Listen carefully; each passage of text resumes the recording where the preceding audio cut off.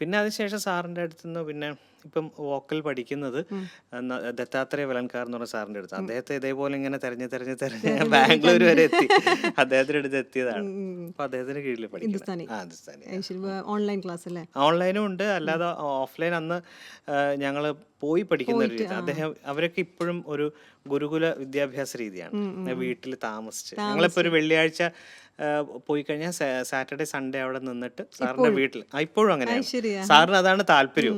Sir എപ്പോഴും സാറിന്റെ വീട്ടിൽ തന്നെ താമസിക്കുന്നു. അങ്ങനെ സ്വാഭാവികമായ അദ്ദേഹത്തിന്റെ എല്ലാ ദിനചര്യകളിലൂടെ നമ്മൾ കടന്നു പോകുന്നു. അതിനിടയിൽ സാറ് ക്ലാസ്സുകൾ എടുക്കുന്നു. സാറിന് ഒരു പെട്ടെന്ന് ഒരു മൂഡ് വരികയാണ്, അല്ലെങ്കിൽ അങ്ങനെ ഒരു പ്രാക്ടീസ് സെഷൻ വരുമ്പോൾ സാർ ഇരിക്കുന്നു. അങ്ങനെ ഇരുന്ന് അങ്ങനെയാണ്. ഒരു 2 ദിവസം സാറിന്റെ കൂടെയുള്ള ഒരു, പക്ഷെ അത് ഭയങ്കര രസമല്ലേ? ആ രസമാണ് സാർ.